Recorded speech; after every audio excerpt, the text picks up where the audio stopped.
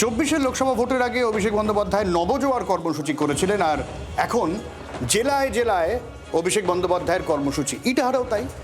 কিন্তু গতবারের মতো এবার কি ডিভিডেন্ড তুলতে পারবেন অভিষেক বন্দ্যোপাধ্যায়?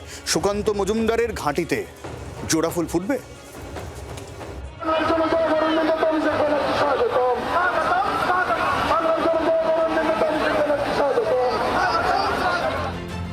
উত্তর দিনাজপুরের ইটাহারে রোড শো তৃণমূল কংগ্রেসের সেনাপতির।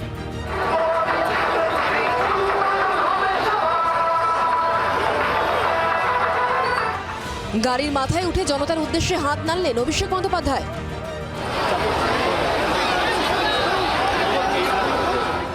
একই সঙ্গে জাতীয় পতাকা হাতেও দেখা গেল তৃণমূল সেনাপতিকে।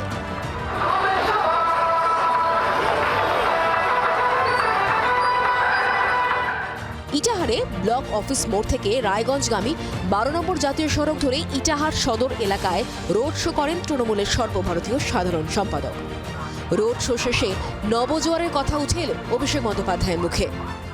ভিড়, ডান দিক বাদিক সামনে পেছনে তাকাচ্ছিলাম, আমার মনে পড়ে যাচ্ছিল 23 সালের নবজোয়ারের কথা। 2023 সালের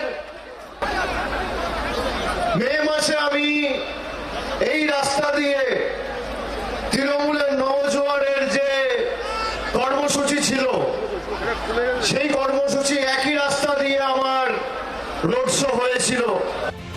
একই সঙ্গে বিজেপির বিরুদ্ধে লড়াইয়ের হুঙ্কারও দিলেন তৃণমূলের সেকেন্ড ইন কমান্ড।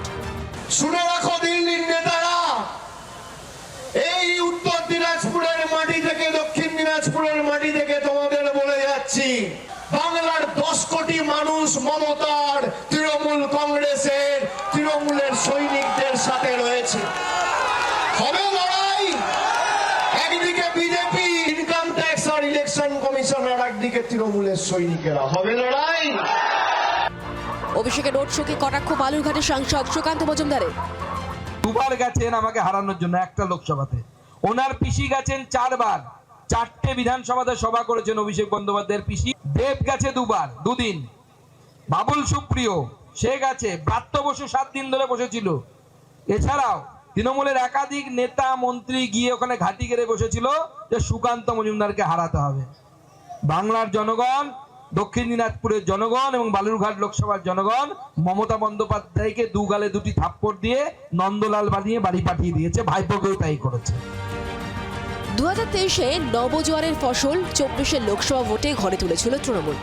26-এর ভোটে একেবারে বছরের শুরু থেকেই জেলায় জেলায় অভিষেক। জোড়াফুলে ভরবে ইভিএম, উত্তর জানা যাবে আর মাস 6-এর মধ্যে। প্রবীর চক্রবর্তীর রিপোর্ট, জি 24 ঘন্টা। বাংলার আওয়াজ, বাঙালির আবেগ, জি 24 ঘন্টা।